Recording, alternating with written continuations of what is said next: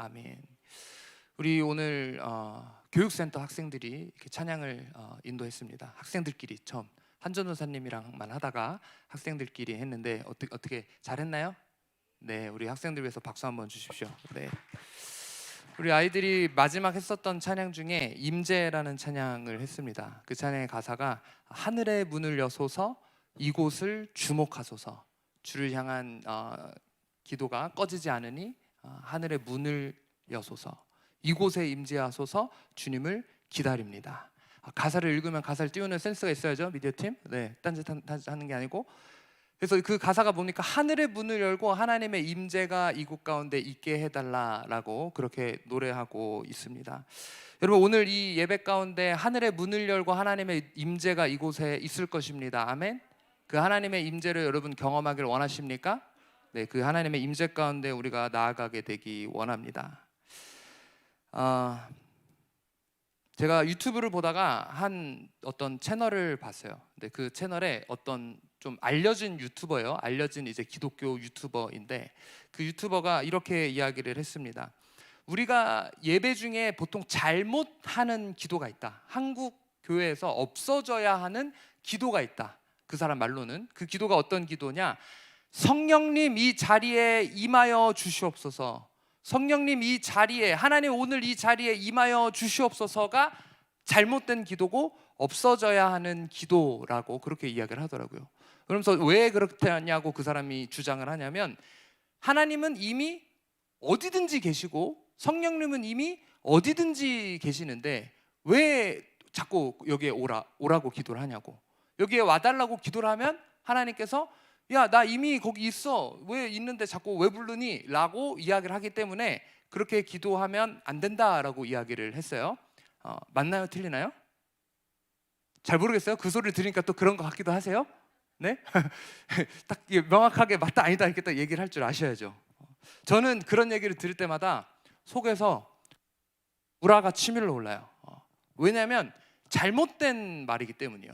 그러니까 그 유튜버, 그 목사님인데, 그 젊은 목사님은 굉장히 많은 사람들에게 알려져 있어요. 구독자도 굉장히 많고요, 집회도 굉장히 많이 다녀요. 그런데 갈 때마다 혹은 굉장히 자주 그런 기도가 잘못됐다라고 이야기하는 것을 보면서 제 마음에 한 가지는 분노가 올라왔고, 그 잘못된 걸 이야기하는 것에 대한, 두 번째는 그 사람을 향한 불쌍한 마음이 올라왔어요. 왜 그럴까요? 오늘 우리가 계속 이야기하고 있는 이 임재라는 단어를 이해하지 못하기 때문이에요. 임재라는 단어에는 두 가지 뜻이 있는데 그 목사님은 하나만 알고 하나는 몰랐기 때문입니다. 이 사람의 말의 주장에 의하면 뭡니까? 하나님의 임재는 어디든지 있다. 이것을 뭐라고 이야기하냐면 편재라고 이야기합니다. 편재가 무슨 뜻이냐면 국어사전에 보니까 널리 퍼져 있음이라고 이야기해요. 이것을 신학적인 용어로는 omnipresent라고 하거든요. 영어로는 omni가 뭐냐면 그 모든 것을 이야기하는 거예요. present는 뭐냐면 선물이라는 뜻도 있지만 거기에 있음, 하나님의 임재도 present라고 이야기하거든요. 그래서 이 presence라고 이야기를 하는데, 요거를 이제 기도할 때 이용하시는 분도 있어요. 이 omnipresent라는 단어를, 편재라는 단어를 보통 뭐라고 이야기합니까? 하나님이 어디든지 계시다라는 걸 우리가 보통 뭐라고 표현해요? 우리 전능하시고 무소부재하신 하나님 아버지시여, 이렇게 기도하잖아요. 그렇죠? 이 무소부재하다라는 게 무슨 뜻입니까? 없는 곳이 없다, 어디든지 계시다. 하나님이 시간과 공간의 제약 없이 모든 것에 동시에 존재한다라는 그런 의미죠. 그래서 시편 139편 7절에서 10절에 보면 이렇게 이야기하고 있습니다. 여러분들 한번 읽어주십시오. 시작. 내가 주의 영을 떠나 어디로 가며 주의 앞에서 어디로 피하리이까? 내가 하늘에 올라갈지라도 거기 계시며. 다시 읽겠습니다. 7절 139편 7절부터 10절까지 읽겠습니다. 시작. 내가 주의 영을 떠나 어디로 가며 주의 앞에서 어디로 피하리이까? 내가 하늘에 올라갈지라도 거기 계시며 수월에 내 자리를 펼지라도 거기 계시나이다. 내가 새벽 날개를 치며 바다 끝에 가서 거주할지라도 거기서 주의 손이 나를 인도하시며 주의 오른손이 나를 붙드시리이다. 여러분 이것이 무슨 의미입니까? 내가 어디를 가든 하나님의 영을 피해서 어디로 가냐는 거, 어디로 피하냐는 거예요. 하늘에 올라가도 하늘에 하나님의 임재하심이 있습니까? 없습니까? 당연히 있죠. 스올은 뭡니까? 8절에 보면 스올은 뭡니까? 땅 깊숙한 곳, 뭐 때로는 지옥과 같은 곳으로 묘사가 되게 됩니다. 그곳에 하나님이 오실 수 있습니까? 없습니까? 있죠. 어디든지 하나님이 하늘이고 땅이고 못 갈 곳이 어디가 있겠습니까? 내가 새벽 날개를 치면서 바다 끝에 도망간다 할지라도 거기 하나님이 오실 수 있습니까? 없습니까? 오실 수 있죠. 그래서 거기서도 주의 손이 나를 인도하시며 주의 오른손이 나를 붙드신다라고 오늘 시편 기자는 이렇게 이야기하고 있습니다. 이게 편재라는 뜻의 의미예요. 하나님의 임재하심은 어디든지 이 지구 끝에 하나님의 임재하심이 없는 곳은 없습니다. 그런데 우리가 왜 이런 거 있죠. 가끔 연애할 때 전화하다가 자기야 어디야? 네 마음속. 그게 뭐 진짜 네 마음속에 있다는 거예요? 네. 그러고는 갑자기 뒤에 딱 나타나죠. 짜잔 나 여기 있지 이러고 이제 나타나잖아요. 여러분 이것처럼 내가 네 마음속에 있다라는 게 그 안에 들어갈 수 없잖아요. 그러니까 나는 네가 나를 사랑하듯이 네가 내 마음에 있고 내 마음에도 너가 있어라는 것은 어떤 이런 좀 추상적인 그런 의미잖아요. 그러니까 이것처럼 실질적으로 하나님이 어디든지 계시지만 이런 것처럼 하나님이 여기저기에 사실 계실 수 있습니다. 하지만 아까 이야기한 그 목사가 이해하지 못하고 있는 두 번째 임재 뜻은 바로 이 뜻이에요. 바로 나타나심이라는 뜻이 있습니다. 임재라는 단어 안에 네 마음속에 있지라고 이야기하면서도 그 장소에 나타나야 그 사람이 거기에 있다라고 이야기하는 거잖아요. 자, 그것처럼 이 마태복음 18장 20절에 보면 예수님이 이렇게 이야기하셨죠. 마태복음 18장 20절 읽어주세요. 시작. 두세 사람이 내 이름으로 모인 곳에는 나도 그들 중에 있느니라. 이게 마음속에 있다라는 의미가 아닙니다, 여러분. 두세 사람이 모여서 기도하는 곳에 실질적으로 예수님이 임하심을 여러분 믿으십시오. 그래서 때로는 저희가 막 소그룹 모임할 때 구역 모임 두세 사람이 왔다 그래서 낙담하지 마십시오. 두세 사람이 모인 곳에 주님이 나타나신다고 약속하셨기 때문이에요. 네? 그리고 또 우리가 이 예배를 드릴 때 인원이 적다고 해서 낙담하지 마십시오. 왜? 두세 사람이 모인 곳에 예수님이 나타나시겠다라는 약속입니다. 편재가 아니에요. 이거는 나타남입니다. 그래서 우리 또 이 나타나심에 대한 이야기를 볼게요. 요한복음 14장 21절도 마찬가지입니다. 이것도 한번 읽어주십시오. 시작. 나의 계명을 지키는 자라야 나를 사랑하는 자니 나를 사랑하는 자는 내 아버지께 사랑을 받을 것이요 나도 그를 사랑하여 그에게 나를 나타내리라. 여기에 나도 그를 사랑하여 그에게 나를 나타내리라. 이거는 어디든지 있다라고 이야기하는 게 아니라 하나님을 사랑하는 자, 그러니까 하나님 그 계명을 지키고 예수님을 사랑하는 자에게 하나님이 나타나셔서 만나 주신다라는 것이죠. 사랑하는 우리를 만나러 와 주신다라는 거예요. 실질적으로 나타나 주시겠다라고 이야기하고 있는 거예요.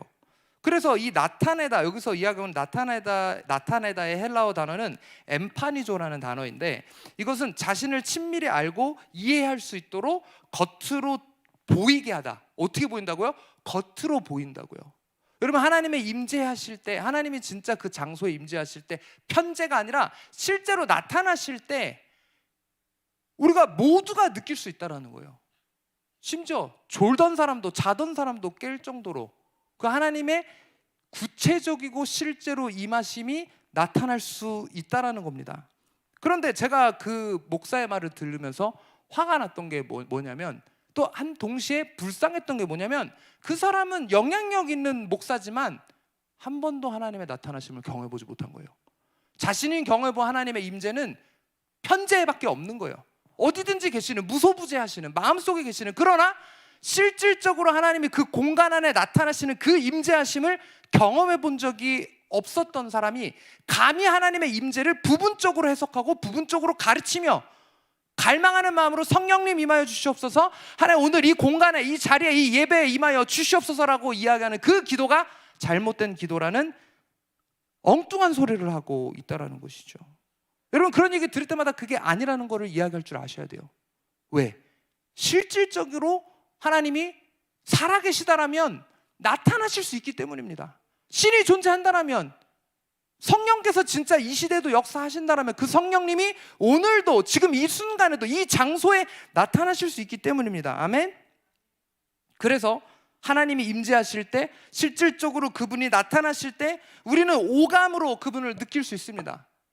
그분을 볼 수 있으며 그분을 느낄 수 있습니다. 그래서 여러분, 이 히브리어로는 하나님의 임재라는 그 단어를 뭐라고 이야기하냐면 파님이라고 이야기해요. 파님.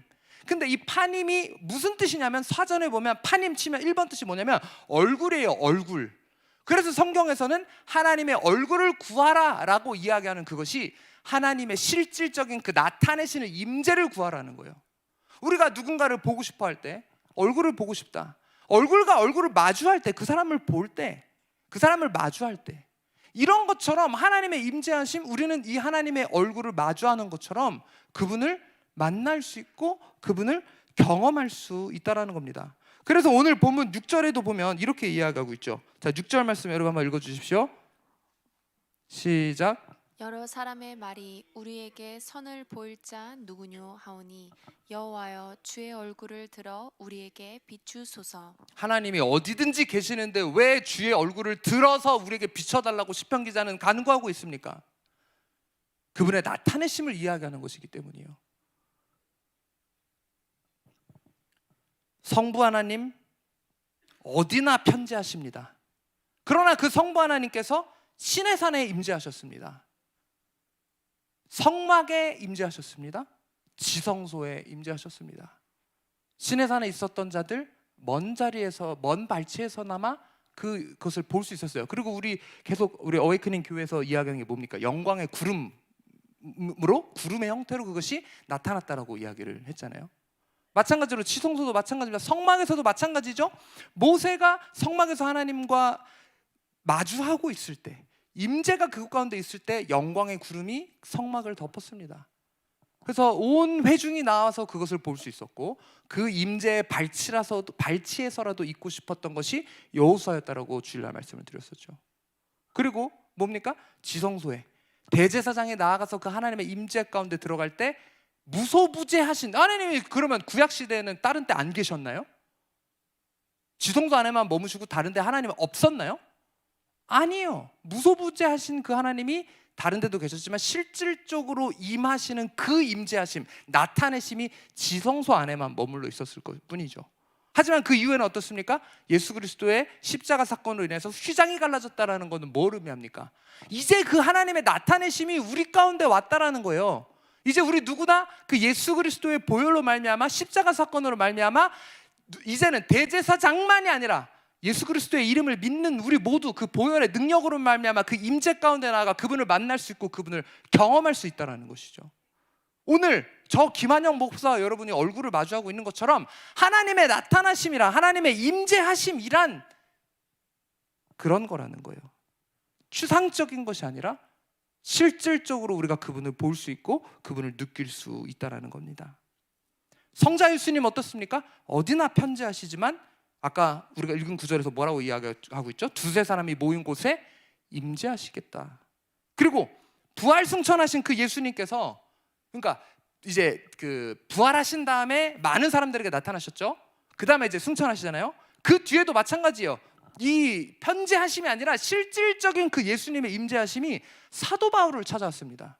예수님을 핍박하는 그에게 놀라운 그 영광의 빛의 모습으로 실질적으로 현현하셔서 나타나셨잖아요. 임재하심으로 그를 만나주셨다는 거예요. 성령 하나님은 어떻습니까? 어디나 편재하시죠. 태초부터 성령 하나님은 늘 어디에나 계셨고 어디에나 임재하셨고 어디에나 편재하셨습니다. 하지만 오순절 마가의 다락방 사건에서 어떻습니까? 그가 급하고 강한 바람으로 그 장소에 실질적으로 임재하셨던 사건을 우리는 볼 수 있습니다. 여러분, 안타깝게도 이런 실질적인 하나님의 임재를 경험하지 못하는 사람이, 이해하지 못하는 사람이 하나님을 믿는다라고 이야기하면서, 목사라고 이야기하면서 그런 하나님의 나타나심에 대한 것은 신비주의나 이야기하는 거라고 단정해버리는 그런 어리석은 죄를 짓고 있다는 것입니다. 여러분, 저희가 어웨이크닝이 뭐 이런저런 사역을 하죠. 교회도 하지만 교육센터도 하고 또 예배 사역도 하는데 저희가 너무 바빠서 그 뒤에 최근에는 못 하고 있지만 몇 년 전에 앨범을 냈었어요. 그 앨범의 타이틀곡이 상범이 앨범의 타이틀곡이 뭐죠? 예준이 앨범의 타이틀곡이 뭐예요? 예? 뭐라고요? 주가 임재하실 때. 주가 임재하실 때. 주가 임재하실 때 어떤 일이 일어나는지를 노래하는 찬양하는 그런 가사예요. 한 번은 이제 같이 그걸 녹음하고 했었던 때 같이 이제 그때 당시 저희 이제 반주자였었던 한 청년이 저한테 이렇게 이야기하는 거예요. 목사님, 제가 모태신앙이지만 이 주가 임재하실 때의 이 곡이 굉장히 레디컬해요. 그러니까 되게 급진적이에요. 그러니까 일반적이지 않아요라고 표현을 하더라고요. 저는 이런 표현을 들어본 적이 없어요. 그래서 아니, 뭐 때문에 그런데? 그러니까 이 가사가 여러분 이렇습니다. 주가 임재하실 때 모든 것이 변해. 모든 질병이 떠나가고 기적이 일어난다. 아멘? 자신이 평생 교회 다녔는데 모태신앙으로서 무슨 하나님이 나타나셔가지고 질병이 떠나가고 기적이 일어나고 자기는 그런 걸 들어본 적도 없고 경험한 적도 없다라는 거예요. 모태신앙인데. 그래서 이 찬양의 가사를 딱 읽었을 때 그런 얘기를 들어본 적이 없어서 이게 가능이나 해? 라는 생각을 하면서 저한테 굉장히 이게 뭔가 좀 접해보지 못한 그런 좀 획기적인 그런 가사라고 이야기를 하더라고요. 무엇 때문에? 경험해 본 적이 없기 때문에. 그래서 그 친구는 본인이 모태신앙이라고 이야기하고 신앙인이라고 이야기하지만 삶의 우선순위가 하나님이 아니에요. 안타깝게도 하나님을 믿는다라고 이야기하고 지금도 좀 점점 하나님을 만나고 변화되기를 원하지만 하나님이 우선이 아닙니다. 자기의 삶이 우선인 삶을 살아가고 있어요. 무엇 때문에? 실질적인 하나님의 그 임재하심을 경험해보지 못했기 때문이에요. 그러니까 내가 만나지 못했기 때문이에요. 내가 그 사람을 만나면 그 사람이 어떤 사람인지 이야기할 수 있다는 것이죠. 우리 교회에 요한이라는 애가 있는데 그 아이는 뭐 운동도 좋아하고 뭐 잘하고 싹싹하고 뭐 공부도 잘하는 것 같고 집중도 열심히 하고 예배도 열심히 드려요라고 이야기할 수 있는 게 내가 요한이를 만났기 때문에, 알기 때문에. 근데 우리 요한이 같이 온 친구예요? 사촌이에요? 친척이에요? 네, 우리 친척 친구는 오늘 처음 만나서 제가 어떤 친구인지 전혀 몰라요. 만나지 않았기 때문에, 알지 못하기 때문에. 이것처럼 내가 하나님을 진짜 아느냐, 안다고 생각하는 게 아니고 요한이 친척 그냥 누구 이 정도가 아니고 내가 계속 우리 친구를 만나고 알고 이런 친구나라고 이해할 수 있는 것처럼 하나님을 아는 게 그냥 하나님 그 정도에서 여러분 그쳐서는 안 된다는 거예요. 여러분 얼마 전에 안성기 배우가 돌아가셨습니다. 근데 저 안성기 배우 알아요. 근데 안성기 배우는 저는 몰라요. 네, 저를 몰라요. 저는 TV에서 봐서 저는 알아요. 이거 안다고 이야기할 수 있나요? 뭐 알긴 알죠. 얼굴 여러분도 그 정도는 아시잖아요. 근데 그 사람은 날 몰라요. 근데 하나님과의 관계가 이 정도에서 만족하는 사람이 있다라는 거예요. 성경책 속에 하나님, 내가 우리 엄마의 그냥 하나님, 그냥 엄마 따라 교회 와서 그냥 그런 하나님, 그 정도의 근데 여러분 하나님 여러분을 알기 원하시고 여러분을 만나길 원하시는데 여러분이 자꾸 그냥 그 정도의 알면서 그치는 거예요. 거부하고 도망가는 거예요. 그런 사례가 굉장히 많다라는 거예요. 근데 이 하나님의 임재하심을 경험했을 때는 진짜 만남입니다. 내가 얼굴과 얼굴을 맞대어 만나는 그런 만남이라는 거예요. 아멘? 여러분 아까 이야기한 그 찬양처럼 주가 임재하실 때 모든 것 변해, 모든 소망 없는 것들이 끊어지고 질병이 떠나가고 기적이 일어나는 그런 역사가 일어날 것입니다. 그리고 여러분 이 자리가 그런 자리입니다. 우리 겟세마네 기도원 이야기할 때마다 이런 임재 얘기할 때마다 저희가 요런 관련 내용으로 지난주 토요일날 동행 모임 나눔 모임에서 이야기했어요. 당신은 이런 실질적인 하나님의 임재하심을 경험해 본 적이 있습니까? 근데 한 분이 이러시더라고요. 예, 겟세마네 기도원에서 늘 저는 그런 거 경험했죠. 뭐 눈이 휘둥그레질 만한 그런 사건들 많이 일어났잖아요. 그런 뭐 암이 치유되고 못 걷는 사람 막 일어나고 뭐 뛰어다니고 그런 일이 왜 일어납니까? 하나님이 나타나셨기 때문이에요. 오늘 예배에 오진 않았는데 저희 교회에 또 한 마스코트 친구인 한 명인 서아, 가장 어린 친구인 서아가 엄마가 아프니까 그렇게 이야기하는 거예요. 엄마, 김한영 목사님한테 기도받으면 김한영 목사님한테 가서 기도받아. 그렇게 이야기를 하더래요. 그래서 그래? 너 어떻게 그런 걸 알아? 아, 당연히 알지. 그래서 이렇게 이야기했대요. 그러면은 서아야, 그거 누가 고쳐주는 거야? 그랬더니 서아가 이렇게 이야기하더래요. 하나님이 고쳐주는 거지. 에? 김한현 목사님한테 기도받으려며. 응, 근데 하나님이 고쳐주시는 거야. 김한현 목사님이 고쳐주는 거 아니야? 그랬더니 서아가 이렇게 이야기했대요. 김한현 목사님이 의사야? 하나님이 고쳐주시는 거지. 그게 왜 김한현 목사님이 고쳐주시는 거야? 하나님이 김한현 목사님 통해서 고쳐주시는 거지 라고 그 어린아이도 이야기하고 그런 믿음이 있는데, 네. 예전에는 가끔 이제 뭐 물론 와서도 저한테 몸이 안 좋으니 기도해 주세요 부탁하시는 분도 있었지만, 또 어떤 때 한때는 전화해가지고 너무 진짜 아파서 제가 응급실을 가는데 하고 이제 전화 온 그런 경우도 있었지만, 요즘은 좀 드문 것 같아요. 네, 여러분, 제가 고쳐주는 게 아닙니다. 하나님이 고쳐주시는 거예요. 하나님의 방식으로 일하시는 거예요. 그리고 여러분, 이런 교회가 많지 않아요. 아멘? 네, 이런 걸 추구하는 목회자가 많지 않습니다. 아까 얘기했듯이 하나님의 임재도 제한하고 치유 역사도 제한하는 사역자들이 많아요. 제가 하는 게 아니에요. 저는 아무것도 못해요. 하지만 성령께서, 하나님께서 역사하실 때 그런 일이 일어난다는 거예요. 그리고 우리 겟세마네 기도원은, 어웨이크닝 교회는 그런 교회라는 거예요. 그런 예배의 장소라는 거예요. 아멘? 그래서 우리 기도원에 있는 사람 말고 외부에서도 그런 얘기합니다. 아, 네, 겟세마네 기도원에서 사역하는 목사입니다. 야, 거기서 제가 하나님의 임재하심을 경험했습니다라는 말이 나오는 장소가 바로 이 장소라고요. 여러분, 이 자리에 스스로 한번 질문해 보시길 원합니다. 그런 하나님의 임재하심, 하나님의 역사하심, 여러분 경험해 본 적이 있으십니까? 저희가 거룩한 두려움이라는 책으로 계속 이제 묵상을 하고 있어요. 여러 성도님들이. 근데 그 책에 이 하나님의 임재하심에 대한 부분이 나올 때 이런 부분이 등장합니다. 한 스테디움에서, 브라질에서 집회를 하고 있는데 그 공간에 임하시는 그 하나님의 임재하심이 바람과 같이, 마치 바람같이 임하심이 비행기가 그 아주 낮게 그 스타디움을 지나가는 것처럼 느껴졌다고.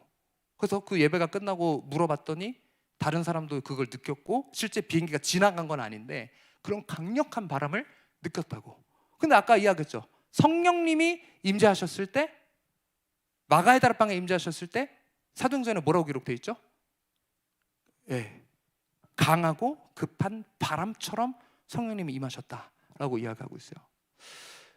여러분은 이런 누구도 부인할 수 없는 그런 하나님의 임재하심을 경험해 본 적이 있는지, 경험하기를 원하시는지 우리가 오늘 좀 생각해 보기를 원합니다. 저도 그런 경험이 있었어요. 그 책 읽으면서 저한테 딱 떠오르는 경험이 있었고, 이걸 우리 학생들하고 청년들한테도 이야기를 했는데, 제가 중국에서 고등학교를 나왔습니다. 근데 중국에서 마음껏 찬양할 수 없었어요. 뭐 크게 찬양하면 시끄럽다고 옆에서 신고하면 공안이 와서 예배드린다고, 아무리 외국인이어도 그것을 제재하기 때문이에요.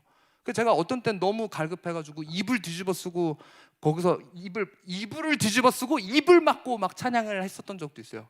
너무 갈급해가지고. 근데 한 번은 거기 저희 그 학생들이 많은 것도 아니었어요. 한 10명, 15명, 그리고 아주 좁은 그 공간 예배실에서 저희가 예배를 드리고 있어요. 수요 예배였던 걸로 기억해요.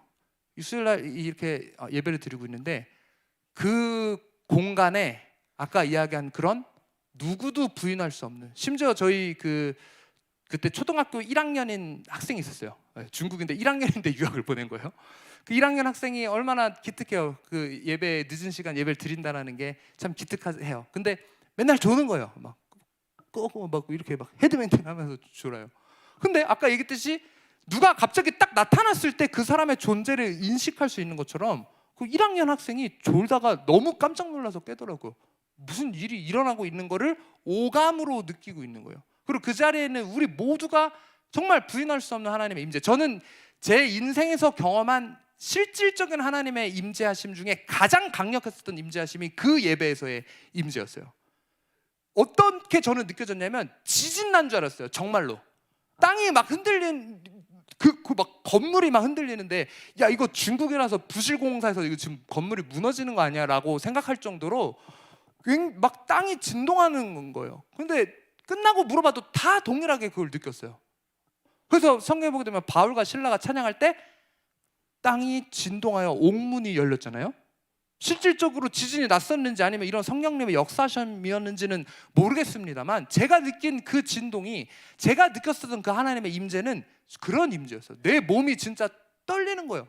막 그 공간에 가득한 하나님의 임재 때문에 어쩔 줄 모를 정도의 강력한 그런 하나님의 임재하심을 저는 경험했었습니다. 여러분 어떠십니까? 그런 하나님의 임재를 경험하셨습니까? 그리고 여러분은 어떠십니까? 그런 하나님의 임재를 경험하길 원하십니까? 우리가 간절히 소망할 때, 그리고 이것이 진짜 사실이고 그 하나님이 존재한다라면, 그런 성령님의 임재하심이 사실이라면 우리가 왜 그것을 마다하겠습니까? 그 하나님의 임재 앞에, 실질적으로 그 하나님의 임재 앞에 우리는 두려워 떨 수밖에 없다는 거예요. 그래서 오늘 우리 아까 읽었었던 시편 4편 4절에서 6절 말씀 다시 한번 읽어보겠습니다. 4절에서 6절 시작. 너희는 떨며 범죄하지 말지어다. 자리에 누워 심중에 말하고 잠잠할지어다. 셀라. 의의 제사를 드리고 여호와를 의지할지어다. 여러 사람의 말이 우리에게 선을 보일 자 누구뇨 하오니 여호와여 주의 얼굴을 들어 우리에게 비추소서. 자, 여기 4절에 보게 되면 뭐라고 이야기하고 있어요? 너희는 떨며 범죄하지 말지어다 라고 이야기하고 있어요. 왜 떨며 범죄하지 말라고 이야기할까요? 그러니까 하나님의 얼굴을 우리에게 비춰줘서라고 이야기하는데, 결국은 너희는 떨며 범죄하지 말라. 왜 여기서 떨며 범죄하지 말라고 이야기할까요? 이것은 이 떨다라는 단어를 우리가 이해해야 해요. 여기서 이 떨다라는 단어의 히브리어는 라가즈라는 단어입니다. 라가즈. 근데 이 라가즈라는 단어가 물론 이 몸을 떨다라는 이런 덤도 있긴 있는데, 그거는 사전 맨 아래에 있어요. 그 뜻을. 이 라가즈라는 단어를, 이 원어를 찾게 되면 가장 처음 등장하는 1번 뜻이 무엇이냐면 두려워하다예요. 2번 뜻이 무엇이냐면 경외함으로 서다예요. 3번 뜻이 자빠지다, 뒤로. 그리고 이 뒤에가 뭐 shake, tremble 이런 그런 이 떠는 건요 한참 뒤에 있어요. 다시 한번 말씀드리지만 1번 뜻이 뭐다고요? 두려워하다. 그리고 2번 뜻이 경외함으로 서다라는 의미가 이 시편 4편 4절에 등장하는 너희는 떨며라는 그 단어의 의미라는 거예요. 왜 그러면 두려움에 대해서 이야기하고 있을까요? 우리 계속 거룩한 두려움에 대해 이야기를 하고 있습니다. 하나님이 존재하신다라면, 신이 존재한다라면 감히 그분의 존재한 앞에 우리가 떨 수밖에 없다라는 것이죠. 아니 그 신이 존재한다고 하는데, 예를 들면 뭐 대통령까지 아니라 하더라도 뭡니까? 뭐 국무총리가 사실 이 자리에 와도 그 사람을 지지하든 지지하진 않든 긴장할 수밖에 없는 거예요. 경호원들 막 대동하고 와가지고 뭐 이렇게 떨 수밖에 없는 거예요. 근데 내가 그 사람을 인정하지 않고, 물론 존경하지 않으면 그냥 어느 정도 의식은 해도 저기겠죠. 근데 내가 진짜 존경하는 뭐 대통령, 아니면 뭡니까? 지금 이 지구상에서 어쩌면 가장 막강한 권력을 갖고 있는 트럼프 대통령이 이 자리에 있다고 하면, 여러분 그 자리에서 핸드폰하고 딴짓하고 졸 수 있어요? 네? 상범이, 트럼프 대통령이 네 앞에 있는데 너 아무 생각 안 하고 꾸벅꾸벅 졸 수 있어? 감히 너, 그러면 트럼프 대통령 말고 좀 더 예를 극단적으로 우리가 들까요? 김정은한테 끌려갔는데 그 앞에서 졸 수 있어? 실제로 뭡니까? 어떤 장군이 김정은이 얘기하는데 졸았다고 사형시켰어요. 내가 얘기하는데 어느 존전 앞에서 지금 졸고 있냐고. 장군이 본을 보여야지. 기사 찾으면 나옵니다. 네. 그러니까 내가 진짜 그 사람을 그 권력을 인정하고 두려워하는 사람이, 그러니까 김정은이야 우리야 뭐 지금 우습게 이야기하지만 진짜 내가 북한에 있다라고 이야기를 하면 어떻게 그 권력을, 내가 그 사람을 인정하지 않든을 떠나서 그 권력 앞에 어떻게 무시하고 가만히 있을 수 있냐고요. 그런데 우리 하나님의 존재, 김정은보다 트럼프보다 훨씬 큰 분이세요. 우리가 그분 앞에 두려워할 수밖에 없고, 우리가 그분을 존경할 수밖에 없고, 우리가 그분을 공경할 수밖에 없다라는 거예요. 말씀으로 온 천지 만물을 창조하신 그분께서 진짜 내 앞에 계시더라면 어떻게 감히 그분 앞에 좋을 수 있나요? 어떻게 감히 그분 앞에 멍 때리고 딴 생각할 수 있나요? 어떻게 감히 그분 앞에 다른 마음을 품을 수가 있나요? 내가 그분의 살아계심을 인정하지 않든 내가 그분을 만나지 못했든. 그리고 여러분 아까 이야기했듯이 이 장소는 그런 하나님의 실질적인 임재하심이 있는 자리이며 하나님이 나타나시는 자리라고 말씀을 드렸습니다. 그런데 우리 바꿔 이해하자면 하나님은 하나님을 두려워하는 자들에게 나타나신다라는 거예요. 그분에 향한 경외함이 있는 자에게 나타나신다라는 거예요. 여러분 주님을 향한 경외함이 있으십니까? 주님을 향해 갖고 있는 두렵고 떨리는 마음이 있으십니까? 그분의 존전 앞에 서고자 하는 두렵고 떨리는 마음, 우리 가운데 그것이 회복되어야 합니다. 신이 존재한다라면, 하나님이 진짜 살아계시더라면. 그래서 시편 89편 7절 우리말 성경을 보면 이렇게 이야기하고 있습니다. 읽어주십시오. 시작. 성도들이 모임에서 하나님을 몹시 두려워할 것입니다. 하나님께서는 주변에 있는 그 누구보다 더욱 경외해야 할 분이십니다. 성도들의 모임이 뭡니까? 구역 모임일 수도 있겠죠. 하지만 이 예배의 자리는 하나님을 몹시 두려워하는 자리가 되어야 합니다. 하나님께서 주변에 있는 그 누구보다 더욱 경외해야 할 분이기 때문입니다. 우리가 그분 향한 존경의 마음을 갖고, 우리가 그분을 향한 존중의 마음을 갖고, 사실 이 경외라는 단어는 그 어떤 단어로도 설명할 수 없는 단어예요. 그나마 좀 비슷한 거를 꼽자라면, 제가 미국에 살 때 캐나다에 방문한 적이 있어요. 그 캐나다에 갔으니까 가장 유명한 관광지 중 하나인 로키 산맥에 방문했습니다.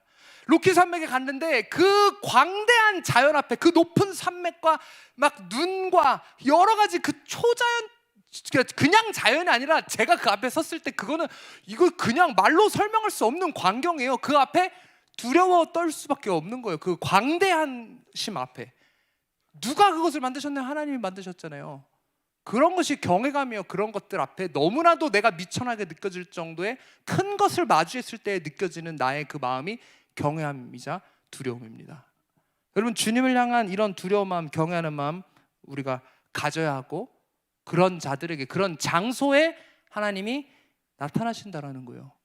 예를 들면 지금 이 순간에도 나이트클럽에, 나이트클럽 안 가봐서 모르겠는데 이 시간도 열었겠죠?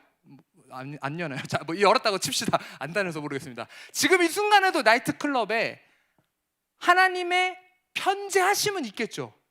그런데 지금 이 순간 나이트클럽에서 술 먹고 춤추고 있는 그 자리에 하나님의 그 나타나심이 있을 수 있습니까? 왜? 그 자리에 있는 사람들이 그걸 갈망합니까? 그 자리에 있는 사람이 하나님을 두려워합니까? 아니잖아요.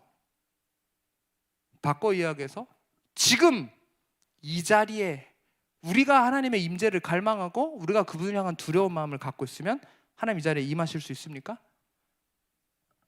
믿으시는 분들만 아멘 하시기 바랍니다. 그래서 하나님이 나타나셨을 때 우리는 그 광대하심 앞에 뭐예요? 두려워 떨 수밖에 없다고 성경은 분명히 기록하고 있는 겁니다. 그리고 심지어 오늘 이 시편 기자는 또 이렇게 이야기하고 있어요. 자, 다시 4절 말씀 띄워주세요. 너희는 떨며 범죄하지 말지어다. 자, 왜 여기서 떤과 갑자기 범죄하지 말자는 왜 나올까요? 여러분 우리가 하나님을 두려워하면, 하나님을 진짜 의식하면, 하나님의 나타나심이 있다는 것을 알면 감히 어떻게 죄를 질 수 있냐는 거예요. 범죄할 수 있냐라는 거예요. 그러니까 집에서 내가 혼자 있는 그 시간에 하나님의 나타나심이 그 공간에 있을 수 있으며, 왜 요셉이 죄를 짓지 않았습니까? 내가 어찌 이 큰 악을 행하여 하나님 앞에 범죄하리까? 그는 그 하나님의 편지하심도 의식했었던 사람이지만 하나님의 나타나심도 그는 경험했었던 사람. 그래서 뭐예요? 꿈속에서 하나님의 여러 가지 것들을 보여주시고 해석하시고 편지하심뿐만 아니라 이 두 가지를 의식하는 사람이었기 때문이에요. 여러분 내가 죄를 지을 때, 내가 범죄하고 있을 때 하나님의 나타나심을 갈망하고, 여러분 저는 그렇게 생각해요. 하나님의 그 나타나심, 우리의 교회가, 우리의 예배가 하나님의 나타나심이 가득한, 하나님의 그 임재하심이 가득한 하나님 그런 예배, 그런 교회가 되기를 원합니다. 그래서 제가 주가 임재하실 때 모든 것 변해, 제가 그 찬양을 그거 녹음할 때 330번 불렀거든요. 330번 부르면서 그걸 갈망하는 마음을, 하나님 진짜 이 자리에, 이 장소에 저는 그걸 너무나도 갈망하기 때문이에요. 내가 진짜 그걸 원하는데 어떻게 범죄할 수 있냐는 거예요. 내가 진짜 하나님을 의식하는데 죄가 있는 곳에, 거룩하지 못한 곳에 하나님의 임재하심이 올 수 없기 때문에, 내가 거룩하니 너희도 거룩하라. 하나님의 실질적인 나타나심의 임재하심이 있는 그 지성소 가운데 죄를 갖고 나아갔다가는 즉사할 수밖에 없기 때문에. 그리고 범죄하지 말지어다, 그 뒤에 뭐라고 이야기하고 있어요? 왜 4절, 왜 5절 넘어가요? 4절. 범죄하지 말지어다. 그 다음에 자리에 누워 심중에 말하고 잠잠할지어다. 여러분, 이게 무슨 말일까요? 우리 기도원에 오면 또 사람들이 다른 데서 잘 못 보는 것 중에 하나가 있어요. 입신이요. 입신. 입신 뭡니까? 기도받다 뒤로 갑자기 넘어가 버려요. 미는 게 아니에요. 미는 게 아니고, 심지어 어떤 때는 손도 안 댔는데 혼자 넘어가는 사람들 많아요. 우리 뭐 예전에 우리 여기 박상규 장로님이랑 신보혜 전사님 잘 아시겠지만, 그 목사님이 신년에 주한교회 그 신년 집회 하러 갔을 때 제가 쫓아갔었거든요, 한번. 그때 거기 막 수천 명인가요? 수백 명인가요? 엄청 많은 거, 그 무지하게 크더라고요, 인천 거기 교회. 거기에 목사님 어떻게 다 손댑니까? 그냥 했는데 다 막 몇백 명이 넘어가요. 손 안 댔는데. 왜 넘어가는 거예요? 뭐가 있기 때문에? 하나님 임재가 있기 때문에, 하나 나타내심이 있기 때문에. 그 임재가 어떤 때는 저도 바람 같은 게 그냥 저를 막 밀어버려요. 그래서 뭐 이렇게 뒤로 할 때 여러분 버티시면 안 돼요. 그거 거부하는 거예요. 버티지 말고 그냥 넘어가셔야 돼요. 그래서 그 자리에 누워 심중에 말하고, 그래서 입신에 들어간 사람이 막 을조리듯이 기도하기도 하고, 또 영이 분리돼서 천국과 지옥을 갔다 오기도 하고, 또 누워있는 가운데 하나님의 회복하심과 치유하심이 있기도 하고, 이런 일들이 일어난다는 것이죠. 하나님의 임재가 있을 때.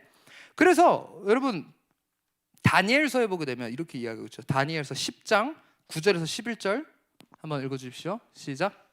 내가 그의 음성을 들었는데 그의 음성을 들을 때 내가 얼굴을 땅에 대고 깊이 잠들었느니라. 자, 여기에 그의 음성이 내게 들렸다라는 것은 편제가 아니라 실질적으로 하나님 나타나서 다니엘한테 이야기를 했어요. 하나님의 그 음성이 들리니까, 하나님 나타나심이 있으니까 다니엘이 지금 어떻게 했어요? 얼굴을 땅에 대고 깊이 잠들었다. 그냥 졸려서 잔 게 아니에요. 그가 앞으로 고꾸라진 거죠. 넘어간 거예요. 10절. 한 손이 있어 나를 어루만지기로 내가 어떻게 했대요? 무엇이 있었기 때문에? 임재하심이 있었기 때문에.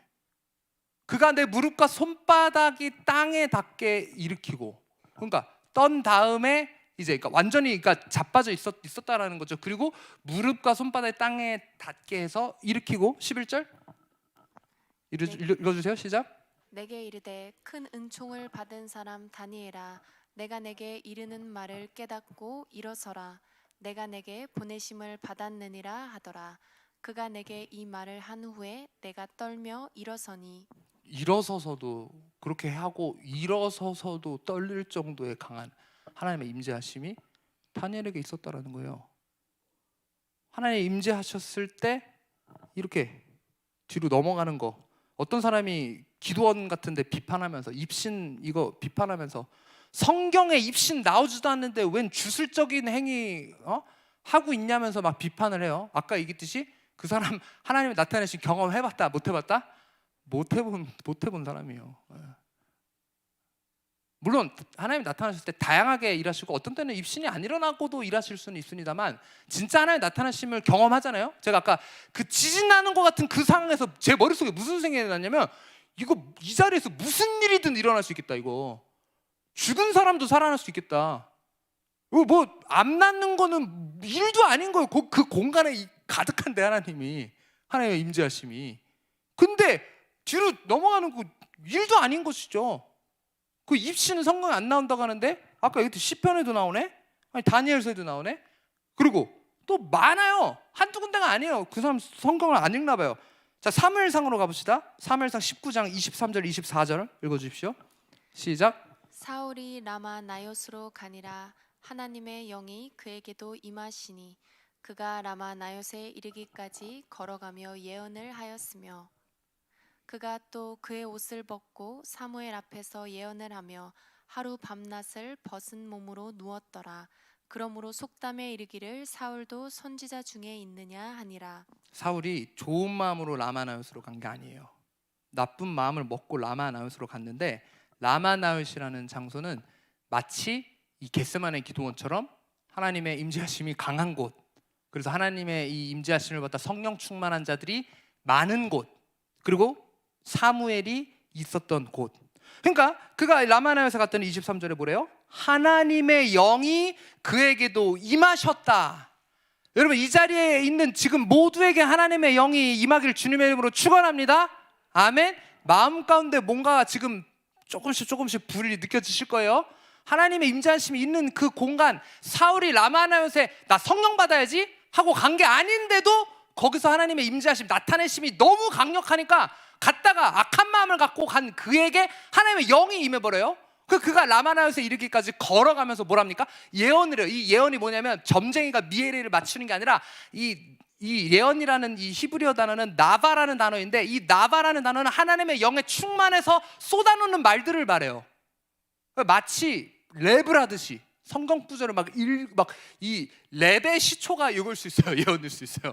막 하나님의 영에 충만해서 막 쏟아놓는 거예요. 하나님의 말을 막 하는 거예요. 그 중에 미래적인 것들도 나오겠죠. 그리고 24절, 그가 성령 충만해서 예언을 한번 가는데 그가 갑자기 뭐를 하기 시작해요? 옷을 벗어요. 그래서 우리 가끔 막 불 올 때 막 덥잖아요. 네, 뭐 어떤 이유에서든지 그가 옷을 벗어. 그리고 그가 입고 있었던 옷이 무엇이다? 왕의 권위를 상징하는 이 왕의 옷, 왕의 로브라고 그 망토 같은 거 걸치고 갔을 거란 말이에요. 근데 이걸 막 벗어 제끼는 거예요. 왕의 모습이 아니라 이제 그냥 한 사람으로서 하나님의 영이 임하니까 왕이고 뭐고 중요한 게 아닌 거예요. 그가 갑자기 가가지고 사무엘 앞에서 막 예언을 하고 하루 밤낮을 벗은 몸으로 어떻게 했더라? 누워있습니다. 입신한 거예요. 벗은 몸으로. 벗으면 뭐예요? 그냥 왕 사울이 아니라 그냥 한 인간의 알맹이의 모습으로 그가 하나님의 임재하심을 경험하니까 입신 들어간 거예요. 누워 있는 거예요. 여러분, 다른 거는 다 용인하셔도 되지만 옷 벗는 거 조금 자제해 주십시오. 만약에 이제 너무 강한 하나님의 임재심이 있다. 뭐 겉옷까지는 벗어도 되는데 다 벗지는 마십시오. 네, 그거는 자제하셔야 돼요. 네, 근데 사울은 자제할 수 없을 정도로 너무 강한 이 하나님의 임재하심을 경험하고 옷을 벗고 누워 있었다라는 거예요. 입신 성경에 나와요, 안 나와요? 네. 왜 겟세마네 기도원 입신 그런 거 하냐 하면 이렇게 설명해 줄 줄 알아야 합니다. 성경에 나왔다 이러고 딱 얘기할 줄 아셔야 되는 거예요. 여러분, 그래서 이 왜 결국 넘어가는 겁니까? 하나님의 나타나심이 너무 강하기 때문에, 그 성경의 나타나심이 너무 강하기 때문에. 자, 그러면은 결론적으로 다시 오늘 본문 4장 4절, 너희는 떨며 범죄하지 말지어다 자리에 누워 심중에 말하고 뭐하래요? 잠잠할지어다. 여러분, 때로는 내 입술 때문에 망해요. 하나님이 일하시려고 하는데도 불평불만하지 마세요. 불평불만 쏟아놓지 마세요. 혼자만 생각하고 기도하세요. 옆 사람에게 나누지 마세요. 좋은 것은 나눠도 됩니다. 왜? 우리가 뭐라고 이야기해요? 우리 감기 독감 걸리신 분들 이제 조금 회복하셨다라고 이야기하는데, 저희 지금 뭐 뒤에 앉아 있는 한 전도사하고 사모도 마스크하고 있는 거 보이죠? 청년 중에 누군가가 옮긴 것 같아. 이 바이러스가 전염력이 있어요. 안 좋은 것도 마찬가지로 내 불평과 불만, 내가 잠잠하지 않으면 그 전염돼요. 그래서 여리고성 돌 때 하나님이 어떻게 하셨습니까? 사람들 침묵하고 돌게 했잖아요. 좋은 것도 퍼집니다. 성령의 역사하심 옆 사람에게, 성령의 임재하심 옆 사람에게 퍼질까 안 퍼질까요? 그래서 우리가 임파테이션, 회중이 너무 많을 때는 한 사람 한 사람씩 기도해 주지만 그냥 몇 사람 앞에서 하면 그게 그냥 막 퍼져나가요. 네. 저도 제가 가장 어떻게 보면 또 강하게 또 한번 기억에 나는 이 불 받아서 막 몸이 뜨거워서 옷을 그 벗는다는 게 제가 이해가 가는 게 뭐냐면 이스라엘 갔을 때 갈멜산에 제가 갔거든요. 그 갈멜산 뭐 한대요? 그 바알 선지자들과 대결했었던 그 하나님의 아주 놀라운 나타나심이 있었던 곳이잖아요. 거기 가서 제가 막 손을 들고 기도하고 하나님 우리 어웨이크닝 사역에서 막 기도하고 하는데 몸이 엄청나게 뜨거운 거예요. 그리고 차에 탔는데 주체를 못 하겠는 거예요. 이거 막 뜨거워가지고 몸이 뭐 독감 걸린 줄 알았어요. 그 순간 너무 뜨겁다. 저희 사모고 나 열나는지 좀 만져봐라. 저를 만졌는데 그게 저기로 전염돼가지고 막 같이 그 뜨거움을 막 느끼는 거예요.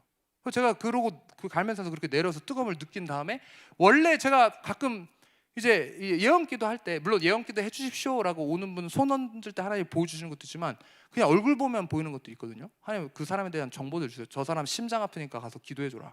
생판 모르는 남인데 가서 물어봐요. 심장이 안 좋으신가요? 저를 아세요? 어떻게 하셨어요? 뭐 저 사람 다리 아프니까 가서 기도해줘라. 수술한 지 얼마 안 됐는데 안 낫다. 가서 물어보고 기도해주고 이런 거 하나님 막 그냥 얼굴만 보면 보여주시는데 근데 그 갈멜산에서 내려왔을 때 막 온몸이 불타는 것 같을 때 이게 마치 증폭기를 단 것처럼 막 여기저기서 그게 보이고 막 정보들이 쏟아지는 거예요. 하나님의 그 나타나심이 갈멜산에서 저에게 강하게 임했기 때문에 이런 일들이 그래서 일어난다는 것이죠. 여러분 그래서 우리가 이것이 전염될 수 있어요. 좋은 것도 전염될 수 있어요. 그런데 안 좋은 것도 전염될 수 있어요. 그렇기 때문에 이 하나님의 임재하심을 경험하기 위해서 우리가 잠잠해야 합니다. 왜 잠잠하라고 명령하냐면 내 안에 좋지 못한 것들 내가 입 다물고 있어야 하나님이 그 안에서 하나님이 성령께서 나를 다루시기 때문이에요. 그럼 잠잠 안 하고 어떻게 해야 됩니까? 예언을 하라는 거예요. 예언. 아까 예언이 뭐라고 설명드렸죠? 하나님의 영에 충만하여 말하는 것. 하나님의 영에 충만하여 내가 말하려면 내 말을 멈춰야 되는 거예요. 내가 잠잠해야 하나님의 영에 충만해서 내 입을 열게 하신다라는 거예요. 그래서 여러분 우리가 하나님의 나타나실 때 잠잠하라고 이야기하고 있는 겁니다. 자, 그뿐 아니라 또 5절 보십시오. 5절에 뭐라고 이야기합니까? 5절 시작. 의의 제사를 드리고 여호와를 의지할지어다. 성경에 많은 경우에 하나님의 이 나타나심을 경험한 인물들이 있어요. 그 사사기에 봐도 마찬가지입니다. 삼손의 뭐 아버지도 그렇고 그가 그 천사든 예수님으로 추정되죠. 왜냐하면 거기서 나와서 자신의 이름을 묻는 삼손의 아빠가 당신의 이름은 뭡니까? 기묘라 모사라. 이모랑 못살아 아니고 기묘라 모사라. 그게 딱 예수님에 대한 예언이잖아요. 예수님으로 추정되는데 이 나타나심 사사기에 예수님이 나타나심을 경험하고 나서 그 다음에 그가 뭐 했어요? 제사 드렸어요. 기도원도 마찬가지고 성경에 사사기뿐만 아니라 여기저기 보면 뭐 야곱도 마찬가지고 하나님의 나타나심을 경험한 사람들은 의의 제사를 드렸습니다. 제사를 드릴 때 빠지면 안 되는 것들이 몇 가지가 있는데 뭘까요? 제사를 드릴 때 빠지면 안 되는 거, 꼭 있어야 되는 거, 제물이 있어야죠. 제사를 드리려면 제물이 있어야 되는 거예요. 거기서 태워 올려드리든 뭐 어떤 방식으로 올려드리든 제물이 있어야 된다는 거예요. 제사는 하나님 앞에 단순히 예배만 의미하는 것이 아니라 동시에 희생을 의미해요. 희생. 그러니까 의의 제사. 그러니까 내가 성령 충만했어요. 하나님의 임재를 그 나타나심을 바래요. 그 다음에 우리가 뭐 해야 됩니까? 희생해야 된다는 거예요. 봉헌 하나님의 마음 하나님께 감사하는 마음으로 드리기도 하지만 때로는 어떤 때는 제가 약간 물론 뭐 진짜 무슨 수억의 그런 건 아니지만 좀 제 생각에 되게 큰 금액을 그리고 그 금액을 하기 어려우신 분이 막 헌금해 주실 때가 있어요. 뭐 사역 위해서 뭐 위해서. 근데 그런 거 보면 몸둘 바를 모르겠어요. 그분한테 그게 엄청나게 희생인 것을 제가 알기 때문이요. 근데 막 이런 얘기들을 하시는 거예요. 그래도 제가 하나님 감동 주셨기 때문에 희생이지만 기쁨으로 제가 합니다. 미쳐서가 아니에요. 그리고 그것 위에 그 뒤에 하나님의 채워주심을 또 경험하신다라고들 이야기를 하시더라고요. 그래서 여러분 이 의의 제사를 드리다라는 것 하나님 앞에 희생하는 것 우리가 어떨 때 희생할 수 있나요? 그러니까 내가 이것을 포기해야 돼요. 희생한다라는 건 어떤 의미입니까? 여기 나오죠. 의의 제사를 드리고 뭘 하래요? 여호와를 의지할지어다. 내가 하나님을 진짜 의지하잖아요. 그분이 진짜 살아계신 신이고 그분의 나타내심이 진짜 내가 경험했어요. 그럼 의지될 수밖에 없는 것이 신이 나타나는데 의지될 수밖에 없지. 신을 만났는데 성경에 그 사람이 의지되겠어요? 안 되겠어요? 야, 기도원이 막 이제 진짜구나 하고 막 예? 그 소심한 기도원이 막 이렇게 강해지는 게 만났기 때문에, 나타나심을 경험했기 때문에 그가 의지할 수밖에 없다라는 것이죠. 그러니까 내 희생 두려워 안 두려워요? 하나님이 날 책임지는데 무슨 희생이 두려워? 돈 없어도, 뭐 없어도, 내 시간 없어도, 내 계획이 틀어져도 아무 상관없는 거예요.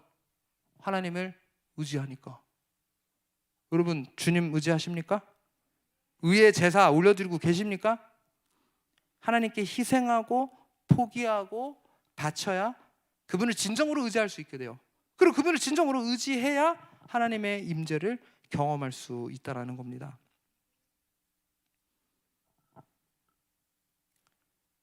자, 그런데 이 하나님의 임재를 또 우리가 이따가 기도하겠지만, 오늘 이 시편 4편 1절에 시편 기자는 이렇게 이야기합니다. 시편 4편 1절 읽어주세요. 시작. 내 의의 하나님이여, 내가 부를 때에 응답하소서. 곤란 중에 나를 너그럽게 하셨사오니 내게 은혜를 베푸사 나의 기도를 들으소서. 내가 부를 때 우리 하나님은 응답하시는 하나님입니다. 윤선희 집사님 이렇게 아멘 대답하시는 것처럼 부를 때에 하나님이 안 듣는 것이 아니라 하나님 듣고 거기에 응답하신다라는 거예요. 그리고 이거 한 번뿐만이 아니에요. 3절 또 보십시오. 여호와께서 자기를 위하여 경건한 자를 택하신 줄 너희가 알지어다. 내가 그를 부를 때에 그가 들으시리라. 여러분, 그렇기 때문에 하나님의 임재를 경험하기 위해서 우리는 간절한 마음으로 하나님을 불러야 합니다. 우리가 왜 기도할 때 주여 삼창합니까? 주여 주여 삼창하면서 간절하게 하나님 나를 좀 만나주세요. 이곳에 나타나주세요. 내 삶에 나타나주세요. 간절하게 부르짖는 그 기도에 하나님이 응답하신다는 거예요. 해보고 판단하는 거예요. 해보지도 않고 부르짖는 기도 안 하고 침묵기도만 평생 하는 사람 방언이고 뭐고 없다고. 부르짖을 때 혀가 막 돌아가고 불에처럼 하나님 나타나신 가운데 방언도 임하고 하는 거지, 방언 같은 거 없다고 평생 침묵기도 하는 한 사람들, 좀 해보고 방언 받고 싶다고 해서 나왔는데 입도 안 벌리고 주여 이런 사람 방언 죽었다 깨어나도 못 받아요. 그냥 막 간절한 가운데 주여 주여 하는 사람이 우리 목사님처럼 쭈쭈 봐라 이렇게 막 나오는 거예요. 쭈쭈쭈쭈 이렇게 나오는 거예요. 입을 벌려야, 간절하게 부르짖어야 하나님의 나타나심이 우리에게 임한다라는 것이죠. 아멘. 그래서 우리 방언 못 하시는 분들 손 들어보세요. 너는 방언 받았는데 왜 또 못한다 그러냐? 없어졌어? 안 쓰니까 없어지지. 입을 벗고 벌리고 부르짖어야 통성기도 하시겠습니다 하고 머리 박고 있는데 그 방언이 나오냐? 방언 이따 방언 못 받는 사람들 다 나오세요. 간절한 마음으로. 그리고 우리 기도합시다 할 때 주여 이러면 방언 받는다고? 부르짖어야 방언 받는 거야. 내 성격이고 뭐고 그냥 하나님 나도 성령 체험하고 싶어. 하나님의 나타나심 오늘 내 불의 혀와 같이 내게 임해 주세요 라고 간절한 마음으로 기도할 때 하나님 내 입술 내 혀가 막 불의 혀처럼 갈라지고 움직이고 하는 그런 역사가 오늘 있을 겁니다. 아멘. 안 받고 싶으면 뭐 말고 받고 싶은 사람 그 진짜인가 경험해보기 원하시는 분들 또 경험하게 될 겁니다. 자, 그 다음에 이 부르짖을 때 또 하나님의 역사심 우리 가운데 이렇게 임하게 돼요. 그리고 우리 2절 3절 말씀 다시 한번 또 보겠습니다. 2절 3절 한번 읽어주십시오. 시작. 인생들아, 어느 때까지 나의 영광을 바꾸어 욕되게 하며 헛된 일을 좋아하고 거짓을 구하려는가? 여호와께서 자기를 위하여 경건한 자를 택하신 줄 너희가 알지어다. 내가 그를 부를 때에 여호와께서 들으시리로다. 여호와께서 하나님을 위하여 뭐 어떤 자를 택하셨다고요? 경건한 자를 택했다고 이야기하고 있어요. 경건한 자는 어떤 자입니까? 거룩한 삶을 사는 자죠. 하나님을 의식하기 때문에 경건함으로 나아갈 수밖에 없어요. 경건함이 내 삶 가운데 나타날 수밖에 없어요. 저 사람이 하나님의 임재하심 경험했고 하나님의 임재하심을 사모하다고 하는데 경건함이 하나도 없어요. 예수 그리스도의 그 모습이 하나도 없어요. 여러분, 그런 사람은 진짜 참된 모습이 아닙니다.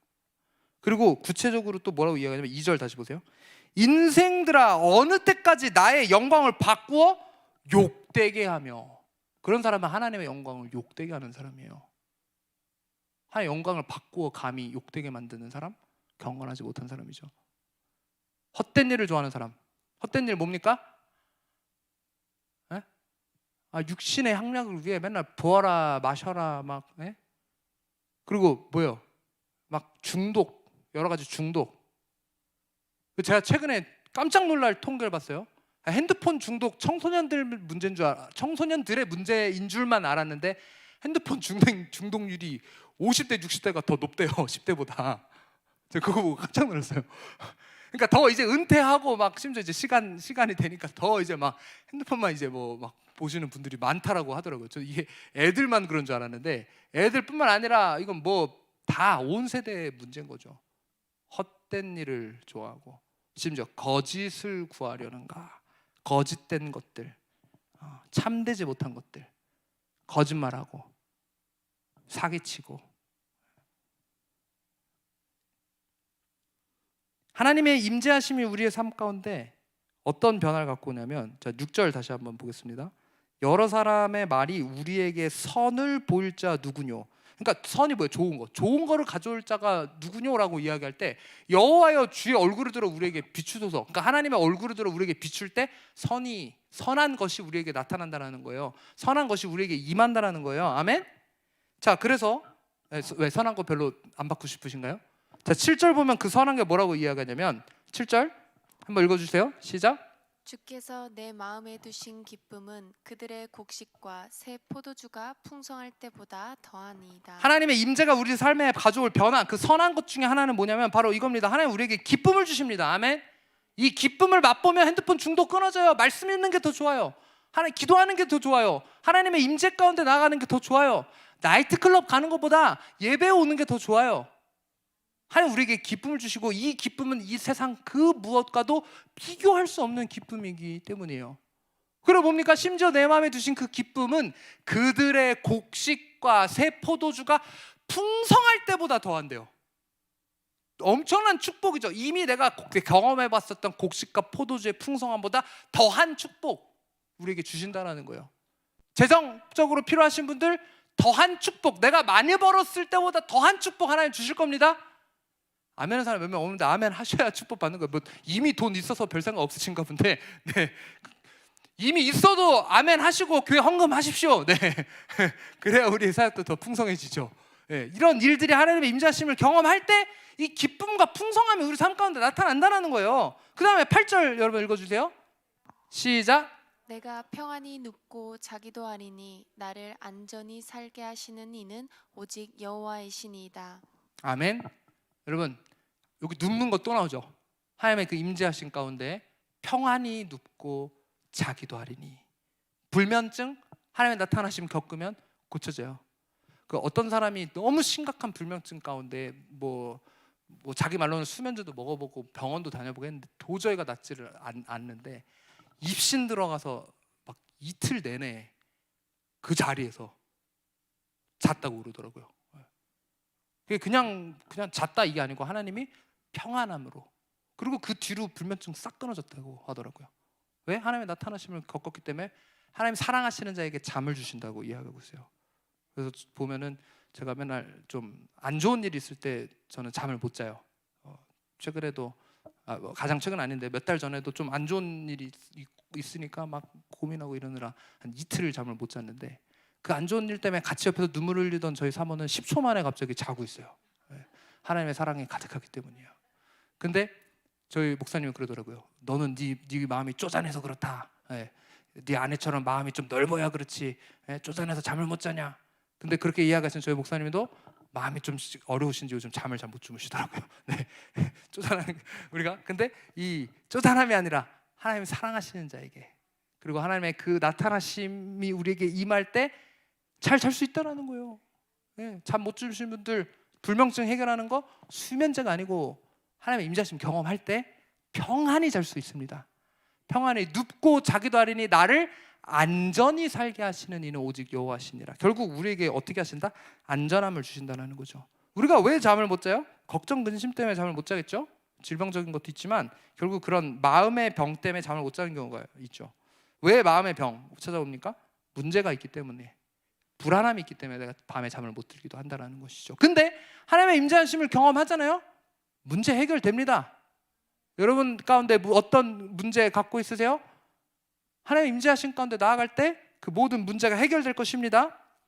우리 가운데 있는 심리적인 압박감, 하나님의 임재하심이 있을 때 한 번에 사라집니다.